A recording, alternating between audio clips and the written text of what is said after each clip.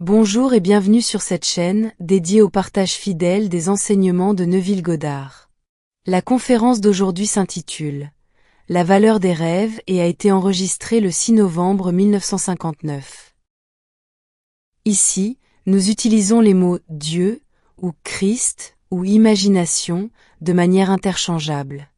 Ils veulent dire la même chose. Si j'utilise le mot « Dieu » parce que je suis poussé à l'utiliser, ou le mot Christ, c'est la même chose. C'est le pouvoir fondamental qui a créé et soutient l'univers, et qui soutient également notre environnement. On nous dit qu'il y a un secret pour toute la création.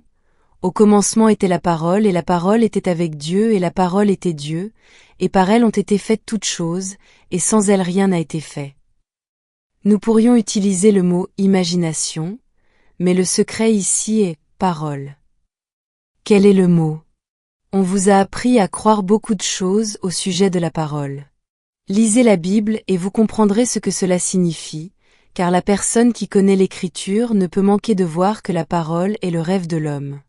On vous a appris que c'est un être, né d'une manière miraculeuse, sans les offices d'un homme. Eh bien, ça l'est, d'une certaine manière. J'ai un rêve et il sort de nulle part. Cela ne dépend d'aucune aide extérieure. S'il y a un prophète parmi vous, moi, le Seigneur, je me ferai connaître à lui en songe. Ainsi la voix de Dieu est le rêve de l'homme. Bénie soit-elle, car elle croyait que ce qui lui était dit s'accomplirait. Cela lui a été raconté dans un rêve. Du début à la fin de la Bible, Dieu parle toujours à travers un rêve. Dans Job, il parle de deux types. Le premier est un rêve puis une vision de la nuit. Et là, il ouvrira les oreilles des hommes et les effarera avec des avertissements. Je n'ai pas besoin de m'endormir ici pour rêver. Le cauchemar est le réarrangement des rêves diurnes.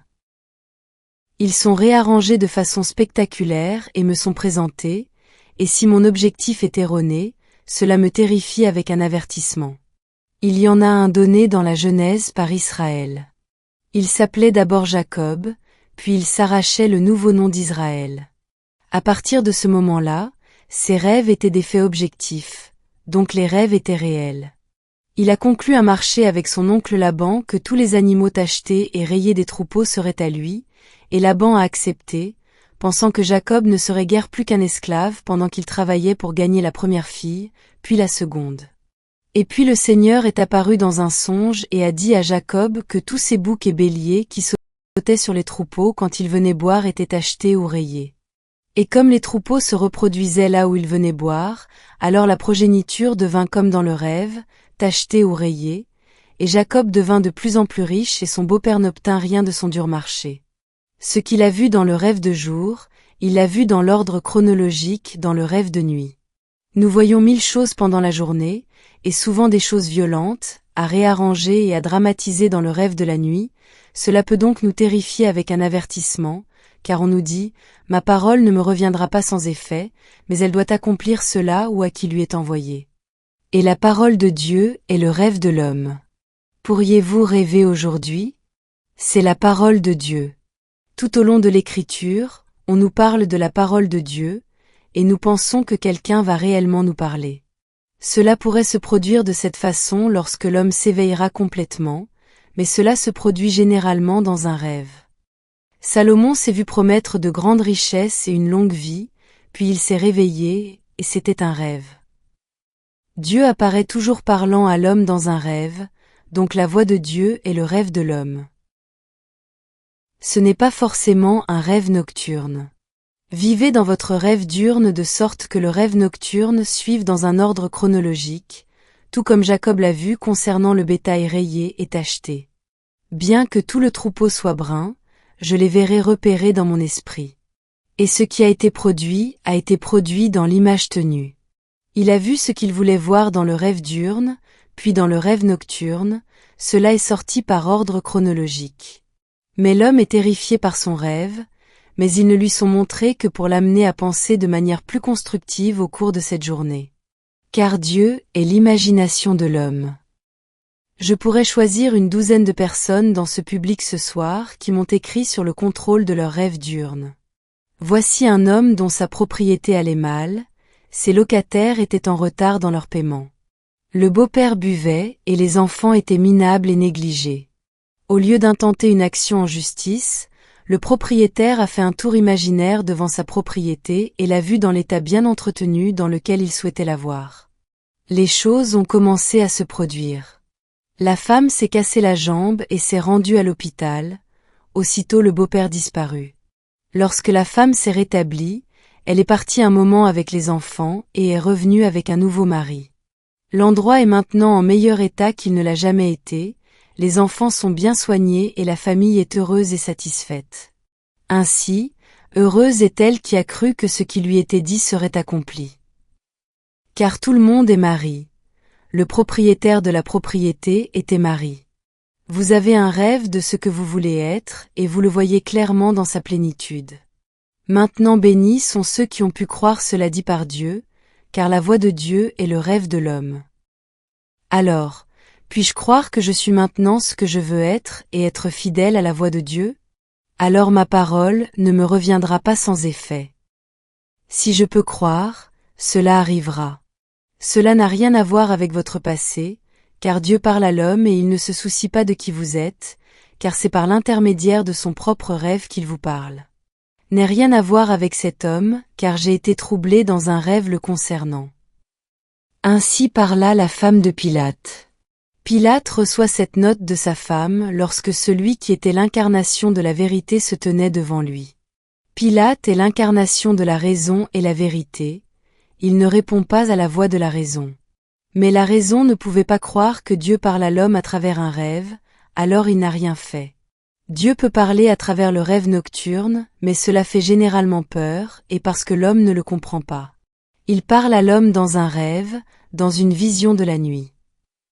Il le fait pour que nous puissions changer notre objectif et changer nos actions, car si nuit après nuit nos pensées quotidiennes sont réorganisées dans nos rêves nocturnes de sorte qu'ils nous terrifient, alors qu'est-ce que je fais pour qu'il en soit ainsi? Car nuit après nuit, l'homme dramatise sa journée, mais pas dans l'ordre chronologique. Il prend toute la journée et la dramatise, et si ce n'est pas agréable, cela le terrifiera de se détourner de ses actes, de sa pensée et de réorganiser l'ameublement de son esprit et d'en arriver au point où il peut lutter avec cet être, son soi intérieur, comme Jacob l'a fait et obtenu un nouveau nom, de sorte que son rêve diurne puisse ensuite être projeté la nuit comme il a rêvé pendant la journée. Jacob voulait les marbrer et rayer, et cela vient comme il a vu. La Bible entière, du début à la fin, est la vision de Dieu parlant à l'homme, et il parle à l'homme à travers les rêves. Les visions sont différentes des rêves, et elles viennent par grâce et seulement pour témoigner des progrès que vous faites, pour marquer les jalons sur le chemin. Parfois, vous entendez une voix directe, mais c'est rare, mais Dieu parle toujours à l'homme à travers ses rêves diurnes. La voix de Dieu est entendue par l'homme dans les rêves. Au début, il a placé l'homme, Adam, dans un sommeil profond et il n'y a aucune trace qu'il se soit jamais réveillé, il est donc toujours endormi. Puis, Dieu leur a parlé dans la fraîcheur de la soirée. Tout est image. C'est l'homme dans un profond sommeil et Dieu parle à travers les rêves. Nombre 12. S'il y a un prophète parmi vous, moi, le Seigneur, je me ferai connaître à lui dans une vision, et je lui parlerai dans un songe. Il n'est pas nécessaire de s'endormir pour rêver. Tout dans le monde me parle et je me parle à moi-même et ma propre imagination merveilleuse est Dieu qui me parle. Au commencement était le rêve et le rêve était avec mon imagination et le rêve était mon imagination, et par lui toutes choses ont été faites. Alors je commence dans un rêve, mais je peux changer mon rêve, et changeant mon rêve je change l'activité de mon imagination et change les phénomènes de ma vie. Si je ne le change pas, il reste le même. Si vous connaissez quelqu'un qui aimerait ceci ou cela, vous ne levez pas le petit doigt physiquement, mais le rêvez pour lui. Que serait-ce si c'était vrai? Représentez-vous-les comme si leur rêve était vrai, et alors vous ne faites rien pour qu'ils se réalisent, car un vrai rêve a sa propre façon de s'accomplir. C'est votre parole et elle ne peut pas retourner à vous vide. Mais je suis libre de changer la parole de Dieu et de changer la phrase et de la faire épeler quelque chose de différent.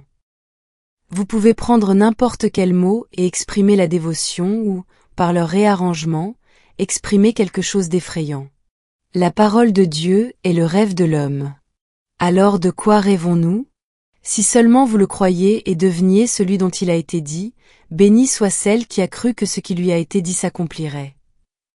Car c'est de toi qu'on parle. Pensez à l'état le plus idéal que vous aimeriez réaliser. Et ne le modifiez pas. Pensez à l'état idéal pour vous. Personne ne veut la même chose. Peu de gens voudraient faire ce que je fais, et très probablement je ne me soucierai pas de faire ce que vous faites. Mais rêvez noblement. Vous avez la parole. Son utilisation peut provoquer une convulsion apparente comme celle de cet homme. Il n'a rien fait d'autre que de faire son tour imaginaire devant sa propriété et de voir les choses comme il voulait qu'elles soient. Mais alors ce qu'on pourrait appeler une convulsion, l'accident de la femme. Il a demandé s'il avait causé l'accident. Certainement. Sa parole l'a causé. Il a fallu cela pour libérer la femme du monstre qui vivait d'elle. N'était-ce pas un petit prix à payer pour être libre et profiter de la suite? Mais faites attention à la parole que vous prononcez, car la parole de Dieu est le rêve de l'homme. Et puisque le rêve de l'homme est causé par sa propre imagination. Au cours de la semaine dernière, j'ai eu une expérience céleste après l'autre avec mon père, car j'ai tellement pensé à lui. Il fait partie du drame de la nuit, et je peux prendre n'importe laquelle de ces parties et trouver leur sens pour mon instruction. Ici, l'autre soir, j'étais avec mon père. Je savais qu'il était parti et il le savait, mais il savait que les garçons ne pouvaient pas le voir. Mais mon frère Colin est sorti sous la pluie et a pris du poisson volant. Maintenant, il emploie 2 à 3 000 personnes, dont n'importe qui aurait pu le faire pour lui, mais il est sorti dans le rêve et a obtenu ces poissons volants lui-même et les a apportés. Maintenant, dans les îles, il n'y a rien de moins cher que le poisson volant. Si vous voulez des dauphins, vous demandez des dauphins, etc., mais si vous demandez simplement des poissons, vous obtenez toujours des poissons volants. Et dans le rêve, mon père m'a dit, c'est merveilleux. Il n'a pas de fausse fierté et il peut utiliser ses propres mains pour faire ce que certains pensent que seuls les serviteurs devraient faire. Mon frère était l'un des 8 fils qui ont porté mon père à la tombe.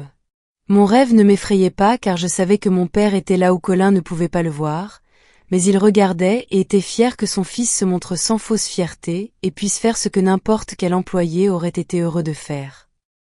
En prenant aujourd'hui et en vivant si pleinement dans l'imagination comme l'homme que je veux être, alors j'obéis à la parole de Dieu.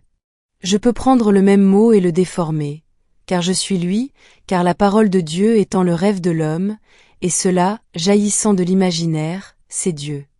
Donc Dieu, Christ ou imagination sont interchangeables, et tout cela parle de votre merveilleuse imagination humaine. Mais si, pendant la journée, je modifie la parole à cause de l'évidence de mes sens, alors la parole que j'ai envoyée je l'ai annulée.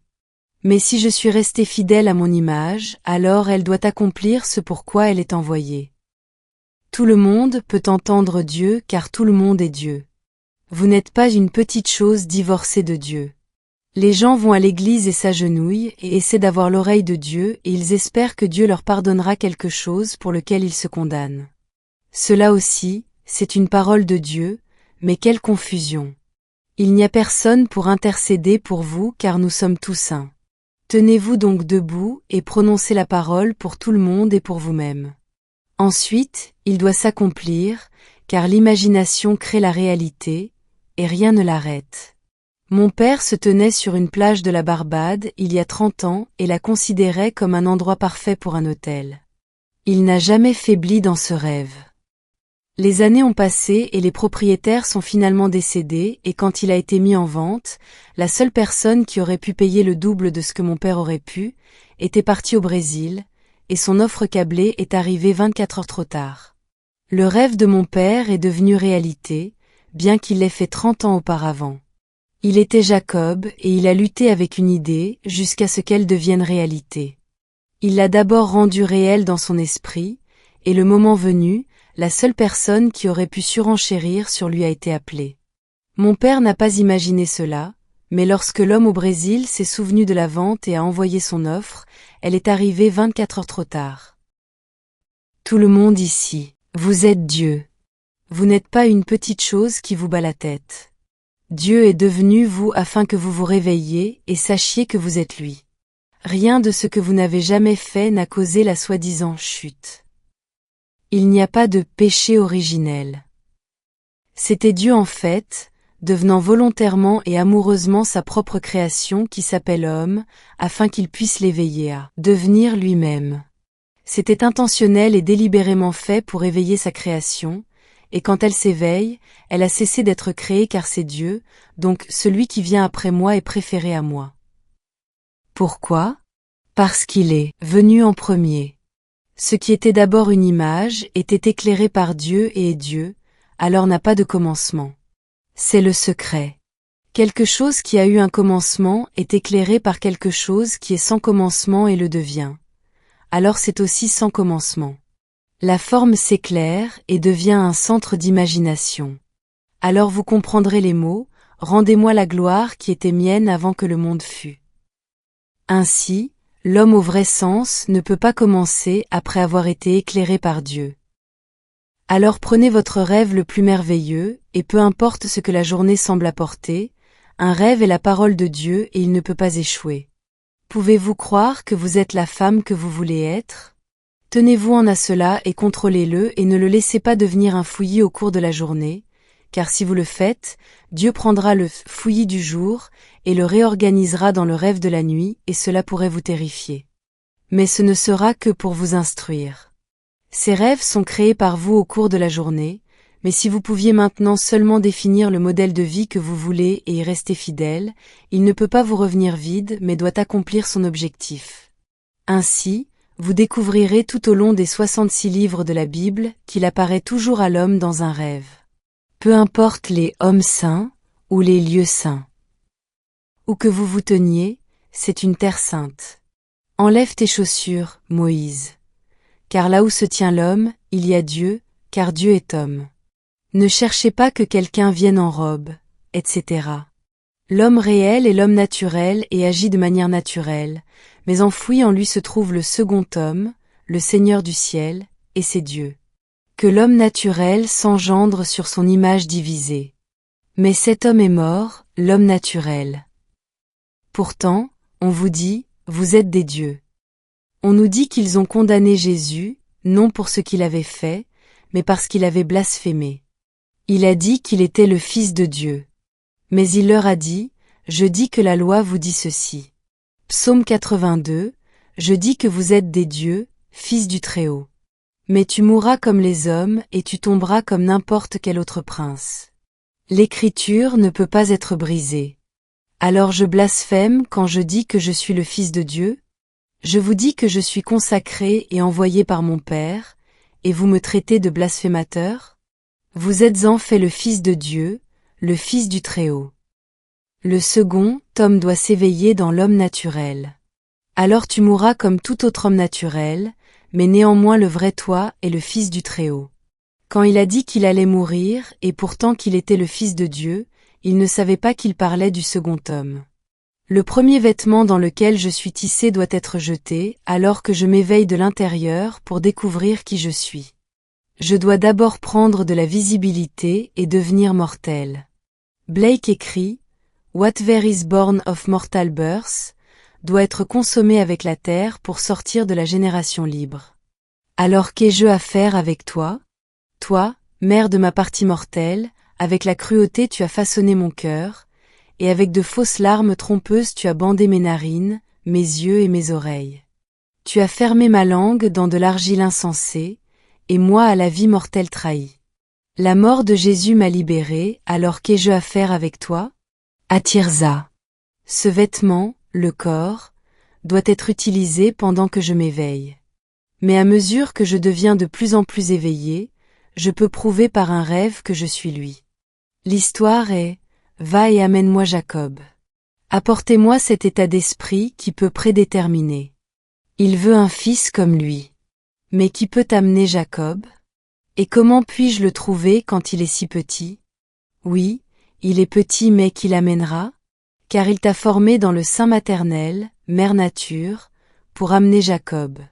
Il veut éveiller en chaque être celui qui peut créer comme il crée, car il crée par la parole, et la parole de Dieu est le rêve de l'homme. Maintenant, entrons dans le silence.